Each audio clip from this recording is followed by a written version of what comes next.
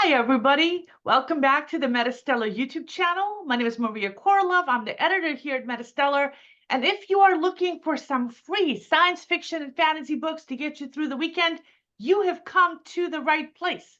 And today's #1 book on Amazon's free science fiction and fantasy bestseller list is a box set of the first 3 books of a 14-book space opera full of action and space battles and all the good things. But before we get to that, hi everybody, welcome back to the MetaStellar YouTube channel. And I want to thank editors E.S. Foster and Alex KOROLOV for helping out today with today's books. Alex couldn't make it here today, but Emma's here with us. Hi, Emma. Hi.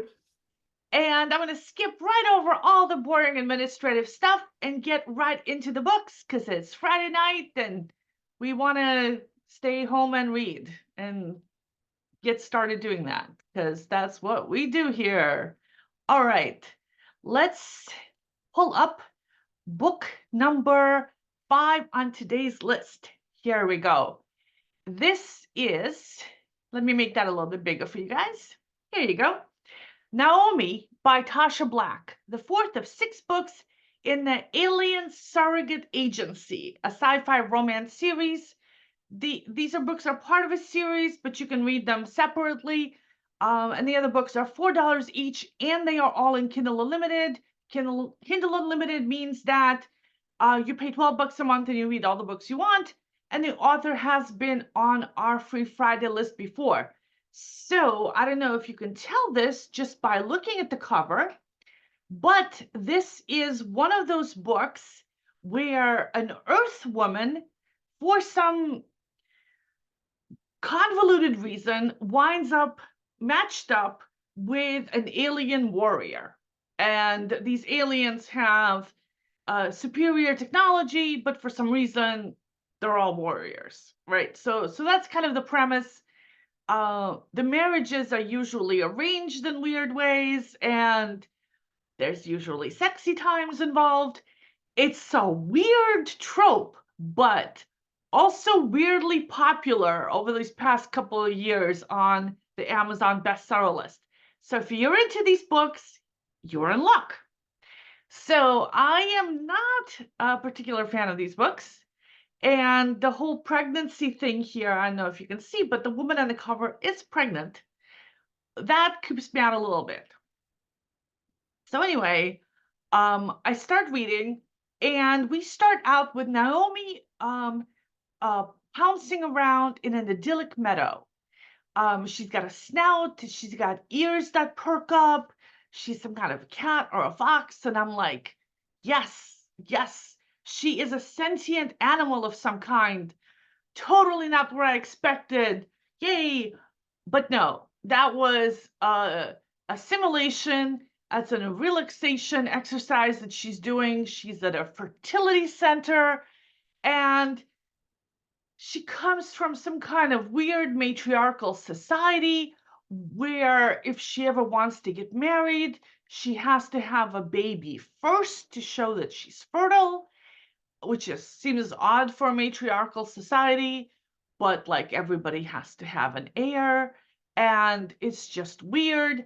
So anyway, she's at this fertility center hoping that she will become a surrogate mother to somebody who needs a baby, and thus show that she can have babies and this fertility center will cure her problems. So I'm not quite convinced of this premise, but the basic idea is she's being set up with a hot alien guy. Not a couple, not an alien couple, a single alien guy, and she's going to have his baby.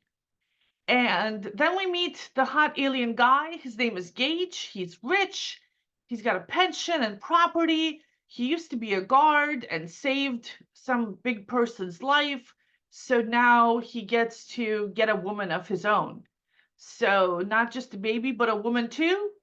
Again, I'm confused a little bit about this premise, but he heads over to where this fertility center is located. He takes his spaceship over there and he meets her. He brings his dog with him, his service dog, because he was a guard and this is a guard dog. And so he meets Naomi, and he immediately falls in love with her as soon as he sees her. And then we switch to Naomi's point of view, and she sees him and his green skin and his horns and his expensive suit, and she instantly thinks, what a jerk. He's a rich snob because he's got an expensive suit. So it's not the green skin or horns that bother her, it's the suit. But she does like the dog. So yeah, I'm not gonna I'm not gonna keep reading. It is what I expected it to be. If this is the kind of thing you're into, predictable romance with a high likelihood of sexy times, I do have to admit that the book is very readable. Both of the main characters are likable, and so is the dog. And to be honest, if I were to stick with it, it would be because of the dog. At least that's my story, and I'm sticking to it. All right, let's move on. Katy Kramer Cozy Mysteries by A. Albright. Another box set. This is the first 3 books in the 6-book Katy Kramer Cozy Mysteries, a magical mystery series. The other books are $3 each, and they're all in Kindle Unlimited. The author has been on our Free Friday list before, and I've read her other books, and I've liked her other books. So I am very much on board with this series. And the book starts with Katy in a car. She's going to go collect her Uncle Faster from the hospital.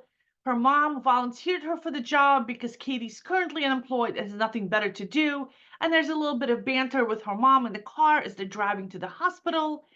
And then they go past an accident. Katy rolls down the window so she can see what happened. A young man drove his car directly into a lamppost, and Katy overhears him tell the paramedics that if he doesn't die on the way to the hospital, he'll be killed there because he knows he's going to be murdered. And the paramedics are like, this was a single car accident. You drove into the lamppost. And he's like, no, you don't understand. So something weird's going on. We also learned that Uncle Faster is a private investigator and broke 2 legs while on the job. And he expects Katy to help him out. Not with the medical stuff. He hired a home health aide to help with that, but she's going to be doing some errands for him. So I love the premise. I love the characters. I love the hint of the supernatural. I love the private investigator angle. I love the banter. You know what this reminds me of? This reminds me of the Stephanie Plum books. And if you know who Stephanie Plum is, then, and you enjoy those books, I think you would like these books very much as well. I am a huge, huge fan of Janet Ivanovich and Stephanie Plum. I will definitely be sticking with this series. It is totally up my alley. It's totally perfect weekend reading. It's just what the doctor ordered. Then we have another magical mystery, Witch for Hire by Molly Fitz. The first of 3 books in the Paranormal Temp Agency, a magical cozy mystery series. The other books are $1 to $5 each, but they're both in Kindle Unlimited. And Emma read this for us. So Emma, what did you think of this book? Yeah, so when I started reading, I'll be honest, I don't have a whole lot of experience in cozy mystery, so this was definitely interesting. It starts off with this woman named Tawny. She's happily single, she's 35, and she's just, living in an apartment, living her best life. Well, sort of. Because apparently, in the little exposition she gives to us, because it's in first person, she mentions that she's kind of bitter that her ex-husband ran off with another woman, and an older woman at that. She likes to point that out. She says, I could at least revel in the cliche if it was a younger woman that he had left me for, but no, it was an older woman, and a PTA mom at that. She goes on this rant. It's hilarious, but she tries not to let that phase her. She also realizes that she's going to have much bigger issues to deal with that day. It's because one day she gets up, she wants to get into like hot showers, she loves her hot showers, but she turns it on, the water is freezing cold. She's like, what the heck? She goes up to her landlady's apartment, ready to complain, and she walks in, it's dark everywhere, she's calling for her landlady. All of a sudden she trips and falls over something. So she gets up and she realizes that it's the body of her landlady. And she thinks, oh no, this is bad, especially since I accidentally touched the body. It's like, well, I think DNA would be able to figure out what happened. But anyway, a police officer, this is where things get interesting. A police officer just happens to be on the scene. Like, he just randomly shows up at the house right at that moment. And he randomly goes up the stairs and is like, hey, what's going on? I'm a police officer. And immediately Tawny is like, well, you see, what happened was she starts fumbling for her words because it's just a random shock and she doesn't really know how to handle finding a body. And instead of conducting a proper investigation, the police officer is like, well, you're just gonna have to come with me down to headquarters since, you're very suspicious in this case. So they both head out to his car, but it turns out that they don't head up to the police headquarters. Instead, they get to this series of mysterious buildings. They're unmarked. Nothing looks like a police headquarters to Tawny. And whenever she gets out of the car, the officer, Parker Barnes, basically commands her to stand up and walk to the nearest building. And she does so without any intention to have any willingness to do that. It's like her limbs are moving on their own. So it's almost like a magical sort of thing. So they get to one of the buildings, and Parker Barnes starts talking to this mysterious voice in the darkness. And it turns out that Tawny's landlady was a witch. Not just any witch, she was the town witch. She was overseeing everything that was happening in Tawny's hometown. So with her gone, this mysterious organization that Tawny is now a part of needs a witch replacement. So Tawny meets the head of the witches, a cat, a black cat specifically named Mr. Fluffykins, which I absolutely love that name. And he says to compensate for the landlady's death, she's going to be granted her very own powers to take over as the town witch, but now she needs to figure out how to use them. So like I said, I haven't really read a whole lot of cozy mystery, but this was really funny. Like, Tawny's voice was hilarious. It was unique. I enjoyed everything she talked about, especially all her little side rants about, I need my shower, I need the hot water every day, or like, my husband ran off with another woman, and it's awful. So her ranting like that, it just immediately made her a fully fledged character in my eyes. And it was also funny to see how everything unfolded because it didn't feel convoluted. It felt like, oh, this is just something that is just randomly going to happen. And Tanya's just unlucky like that. So it just made the story even more entertaining. So the chapters themselves are also very snappy. So it's like I got through 4 chapters in maybe like 10 minutes. And I think it definitely would make for a perfect weekend read, and I plan on adding the series to my list. All right, thanks. Sounds like my perfect weekend read too. Excellent, excellent. All right, I want to go on to the next book on our list, Circuit Break. Here it is. Let me make that a little bit bigger so you guys can see that. There we go. It's a standalone book of a post-apocalyptic survival. And if you like this book, the author has quite a few similar books up on Amazon, and the author has been on our Free Friday list before. Alex KOROLOV read this one because he reads all the EMP books, and an EMP is an electromagnetic pulse. It kills electronics, but leaves living things unharmed. So that's the premise of all of these books. And it's also a really popular subgenre for some reason on the Amazon bestseller list. Who would have thunk it? So, Emma, what did Alex have to say about this book? So he says that it starts out in chapter 1 with this character named Bailey. She's working at a bar and grill in Detroit. She's been a waitress there for a few years, and she recently learned that her friend has passed away, and they left her 20 acres of property in West Virginia. So she's considering moving there. But Alex also says that as Bailey and a coworker are closing down for the night, one of her dead friend's son comes in and offers to buy the land from her for like about $50,000. And so I think that's a pretty good deal, except I wouldn't know because I've never had to do anything like that. It could be, one of those things where he's just trying to take away the land, but Bailey's not having that. She declines his offer. He threatens to make her life miserable. So, Alex says nothing too exciting happens in the next couple of chapters. Bailey goes home. She chats with the neighbor. She does have another run-in with this creepy son. He does threaten her again, but she's fine. Alex says the fun stuff really starts at the end of chapter 4. There's a news report that announces a U.S. pilot has bombed Russia. Russia's retaliated by sending off 5 different bombs across the United States. So now the EMP waves are starting to move thousands of miles across the country, and then one of the EMP waves hits Detroit in the following chapter. So Alex says that's where the chaos really starts. He also says that's as far as he got. As far as EMP stories go, this one takes a few chapters to really get going. The chapters are short, and it's good to learn a little bit about Bailey's life and backstory. He says there's nothing really unique about this book, but also like, if you enjoy EMP fiction, this is something that you can definitely check out.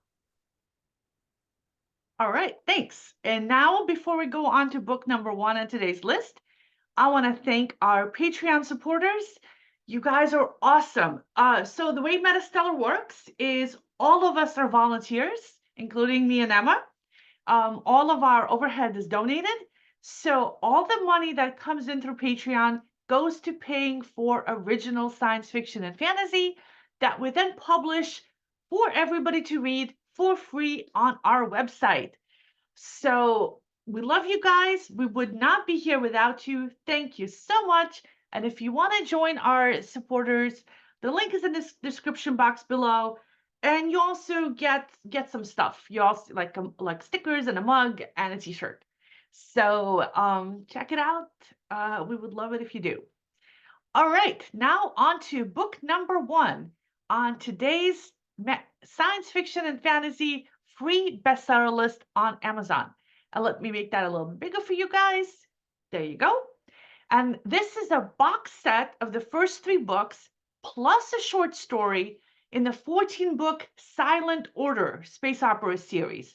The other books are between $1 and $5 each, and they're not in Kindle Unlimited. And this is the first time this author has been on our list.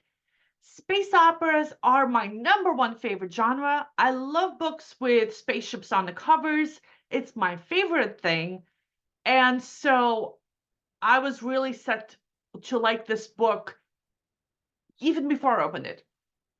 So our protagonist is Jack March.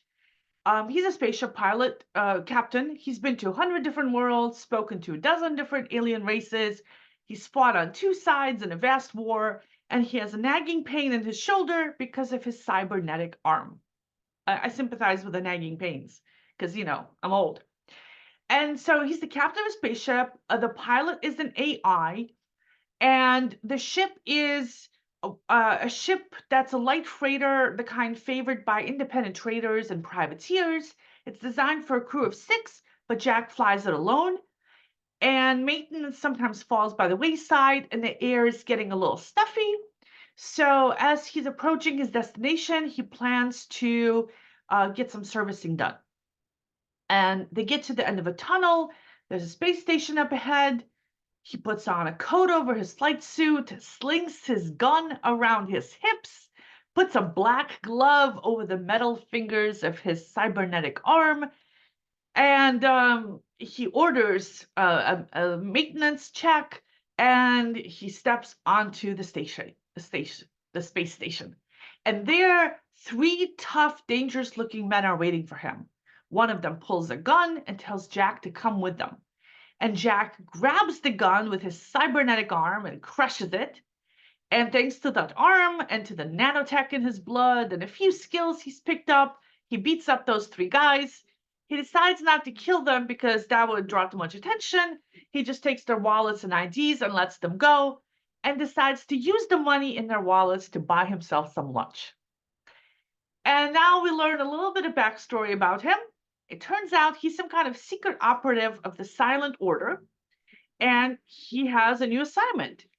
There's a pair of siblings, twins, who are trying to escape from the enemy side, and they figure out a way to get themselves smuggled out, and Jack's job is to intercept them, pretend he was hired to take them to their next destination, but to deliver them to the Navy instead. So I guess he works for some kind of an official spy organization. But given that Jack has just been attacked, the mission might have already been compromised. So I love this book.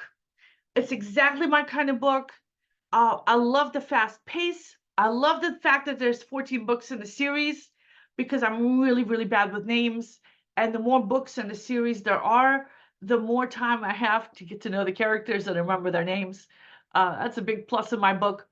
I'm going to be sticking with it. It's exactly my kind of thing. I like him. It has a kind of a spy, like a James Bond meets Firefly space western kind of vibe, which I am totally into. So yeah, this is my kind of book. All right, and what I want to do is thank everybody for joining us. If you don't want to miss these books, you can subscribe to our channel. And we have a newsletter that you can subscribe as well to get this article in your email every Friday afternoon. All the links are in the description box below. Let us know in the comments if you plan to read any of these books. And thanks, Emma, for joining me today. And we will see all of you guys next Friday. And before we go, if you want to get more content from MetaStellar, let me see how it's okay. Okay, so I am going to put our interview with award-winning artist and author E.E. King up here. We are serializing her novel Gods and Monsters, a vampire novel set in 1980s. It is awesome. I think it's going to win all the awards. And not only are we serializing the book, but she's also reading all the installments. So the link to her interview and to the first installment are right here, assuming everything works. Thanks, everybody. Bye-bye. See you next week. Bye. All right, let's see if I can figure out how to shut it down.